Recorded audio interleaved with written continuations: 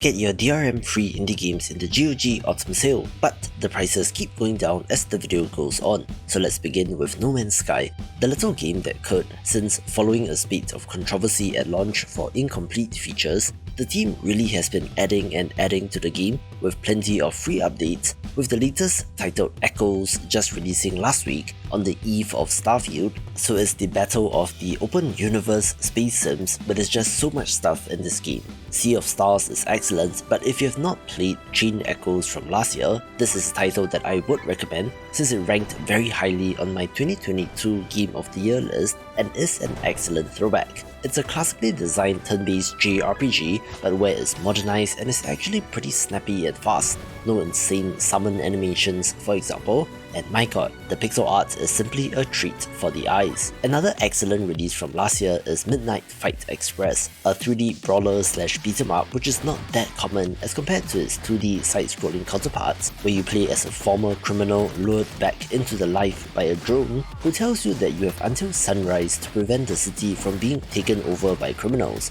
so it's off you go to beat up some baddies. The sound design, action and combos in this is great, where the environmental interactions can be particularly vicious, such as slamming someone through a sink in the toilet, or stomping on the head of a downed enemies, to various weapons, vehicle sections and some violent sounding guns that just go blam blam blam blam blam, so it's a must play for action junkies. Moving on to something a lot more chill in Art of Rally, a game from the people that brought us Absolute Drift and has a similar handling model for the cars, where it's about rally racing and coming in first place. The locations and environments are beautiful, with great handling as well, making it a go-to driving game for a person like me that doesn't really play all that many of them. A game which looks janky but hides so much more is Kenshi, a post-apocalyptic open-world RPG where anything goes, and by that I really do mean anything, where the examples of emergent stories that have come out of this are impressive. At its core, it is a squad-based CRPG like Baldur's Gate and Neverwinter Nights of old, but where the sandbox simulation really is so impressive, where people have clocked hundreds of hours with this, but of course you do need to get past the visuals first. A new release that launched out of early access is Black Skylands, another sandbox title, but this time from a top-down perspective and with pixel art, set on a series of floating islands where you have command of your own airship. It's about exploration and combat, although there are additional systems and elements like crafting and even fishing in this, so at 40% off, it's worth a shot. Wake up, sleeper. Dreaming again? Another pretty popular title from last year is Citizen Sleeper, a narrative digital tabletop RPG of all things, which is not common as well, so it is pretty impressive that they managed to pull it off. You are an escaped worker on a lawless space station, having to find ways and means to survive, but only with a limited number of actions per day, having to be strategic with your choices. This is done through rolling of dice, and then assigning these to various activities with success or failure rates depending on what you rolled, but where the writing and narrative is great. They've released 3 free story chapter DLCs, so it is complete, and with a sequel already announced, would be a good time to jump in. The rage these days is all about Baldur's Gate 3 since it is currently the best rated PC game of the year, but let me bring you back a little with Solasta Crown of the Magister, which released in 2021. This is another CRPG, but is based on the SRD 5.1 rule set, i.e. translated from tabletop RPGs as well,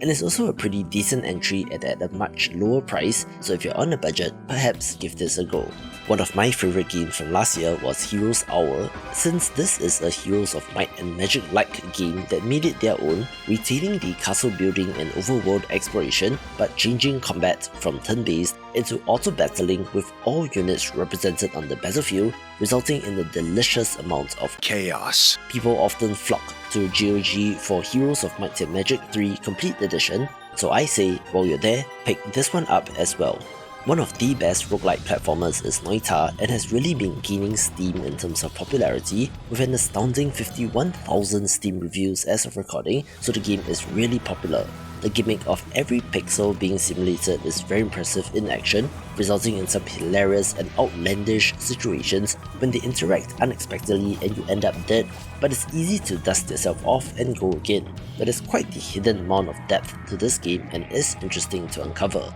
At 60% off, of course I have to give a mention to Rain World, where the adorable cat slugs do hide a larger and much more brutal world. This game is a little difficult to wrap your head around since there's no tutorial per se, where you're catching and eating bugs to level up, which then lets you access new areas, but it's weird and obtuse in that good kind of way since it really rewards exploration instead of hand-holding you to death, and with the release of the Downpour DLC lately, makes this even better. If you told me that ex-Arcane developers would be setting up their own studio to make their own game, I would immediately think that it would be an immersive sim, and that is exactly the case with Weird West, since while it does have an isometric angle, this has many of the same systems and freedom of a game like Dishonored or Deus Ex. It is set in the titular Weird West, basically the Wild West, but with more supernatural spooky stuff, telling a story of the intertwining tales of 5 characters where you play as each of them in turn before culminating in the final chapter,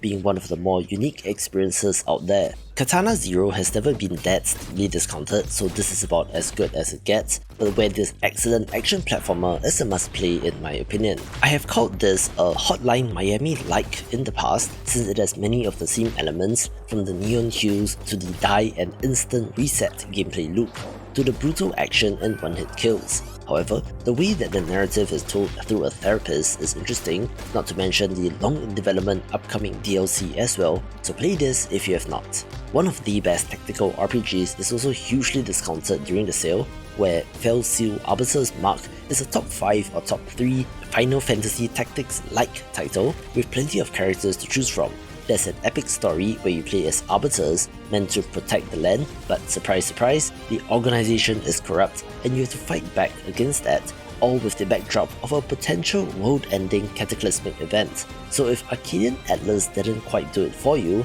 give this a go, where they did even add a DLC titled Missions and Monsters that adds more content as well. I was pretty happy to see the success of Roadwarden, since this is a largely text-based RPG, but does of course have beautiful pixel art, telling a tale of the Roadwarden who protects the innocents from bandits, zombies and more. For a narrative-focused text-based title to have achieved this level of success is neat, since it just shows how wide a market there is for indie games of all kinds, so if curious, definitely check this out. Creepy Stardew Valley kind of describes Graveyard Keeper, where you're not farming and raising animals per se, but rather digging graves and keeping the cemetery clean, having to handle dead bodies as well. People are banned from eating meat in this world, and you just so happen to have ready access to a supply of human flesh, so you can take a dark turn, or you could play entirely by the book as a goody two-shoes. The crafting and upgrade system here is compelling, where it is Stardew Valley level kind of addictive with the one more day gameplay loop, so if you have not tried this, I would highly recommend that you do so.